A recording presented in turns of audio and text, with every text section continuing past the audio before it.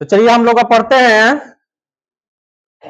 वर्ग 10 विषय गणित पाठ 1 वास्तविक संख्या का प्रश्नावली 1.1। प्रश्न कितना पढ़ना है? 1.1। इसमें कह रहा है निम्नलिखित संख्याओं का HCF, इससे मतलब हाईएस्ट कॉमन फैक्टर यानी कि मसौ, क्या करना है?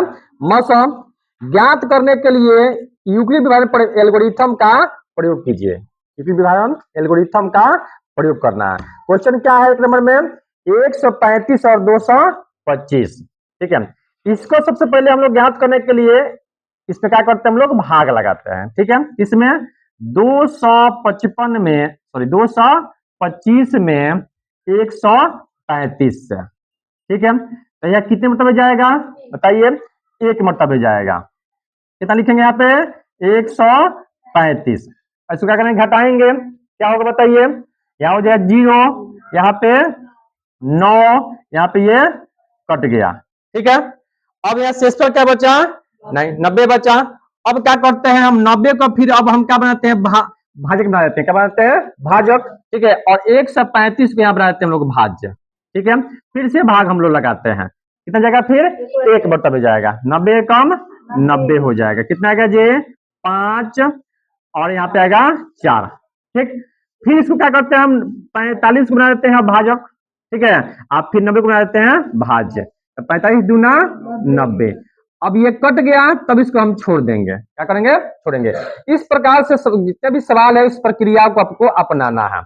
छोड़ना कब है? जब ये कटे नहीं तब तक छोड़ना नहीं है। ठीक है, इतना काम आराम से कर सकते हो, इमोशन निकलेंगे, प्रक्रिया निकाल सकते हो। ठीक है, अब देखो हमको लिखना क्या है, इस पर ध्यान दीजिए। ये पूछ रहा है क्या, तब यहाँ पे लिखेंगे हम यूक्लिड विभाजन एल्गोरिथम।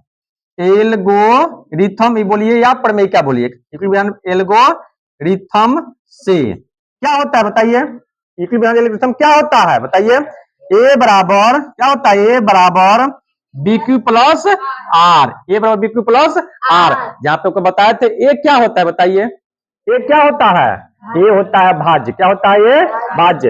यहाँ फर्स्ट स्टेज में देखिए कि ए क्या है? भाज्य आपको क्या है? 225 है। कितना है? 225 है। बी कितना है जी बताइए? 135। क्यू कितना है? 1। आर कितना है? 90 है। ठीक है ना? कितना को लिख दे? अब यहाँ पे ये प्रथम चरण हो गया। दूसरे चरण में बताना है फिर। अब देखो ये हो गया आपका प्रथम चरण, ध्यान दीजिए मेरे बातों पर। ये हो गया आपको प्रथम चरण। इस प्रथम चरण में ए बी क्यू आर क्या लिख दिया गया। अब दूसरे चरण में फिर से आपको बताना है कि फिर से ए क्या है बताइए? दूसरे चरण में ए कितना है? 135 है बराबर। फिर आपको बी बताना है, बी कितना है? 90 है। फिर यहाँ गुना, क्यू कितना है? 1 है। आर कितना है? 45 है। दूसरा चरण का हो गया। फिर बताओ आपका तीसरा चरण में क्या है? तीसरे चरण में ए क्या है बताइए? 90 है। फिर आपको बी क्या है? 45 गुने 2 है, और शेष कितना है? 0। यहाँ पे तुम कटा करने से 0 भी बोल सकते हो। ठीक है, 0। अब जब यहाँ पे 0 आ गया तब हम क्या करेंगे? छोड़ देंगे और तब लेंगे। इसलिए HCF कितना होगा? तो यहाँ पे जो आएगा, यहाँ पे यानी यहाँ लास्ट में जिससे कटेगा, ये नहीं, वो तो गलती करता है, इसको लिख देता है। नहीं, आपको किससे लिखना है? जिससे लास्ट में कटा है। तो किससे कटा है? 45 से। यही आपको 45 क्या हो जाएगा? आंसर हो जाएगा। समझ गए ना? चलिए एक और सवाल हम लोग देखते हैं।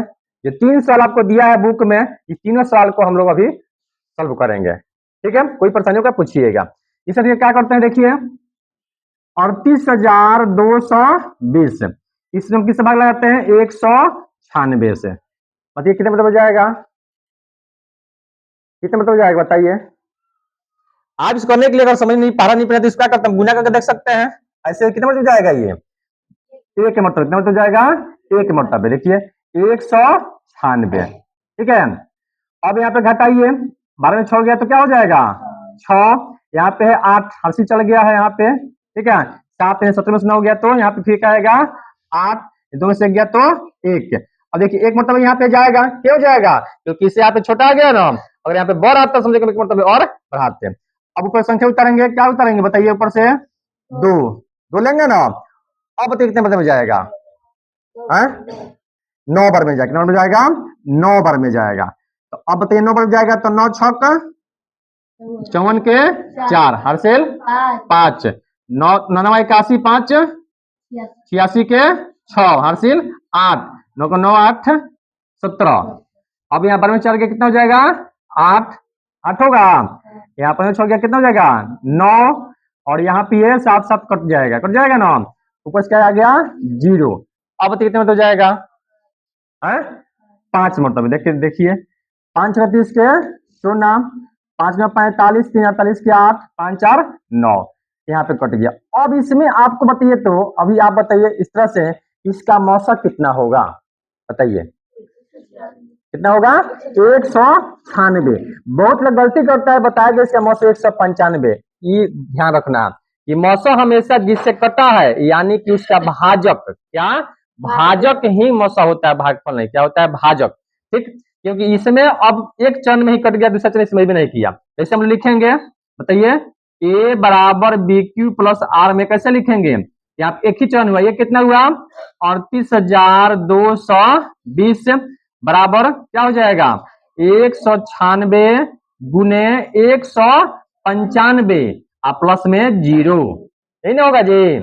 ठीक है, इसलिए यहाँ पे आपको HCF कितना हो गया? तो 196 आंसर, समझा ना? चलिए अब इसका हम तीसरे साल को सॉल्व कर लेते हैं। ठीक, देखिए यहाँ पे फिर हो गया 255। ठीक है, उससे भाग लगाना है हम लोग किसमें? तो 867 में, इन्हें करना है जी। अब देखते हैं मतलब हो जाएगा, बताइए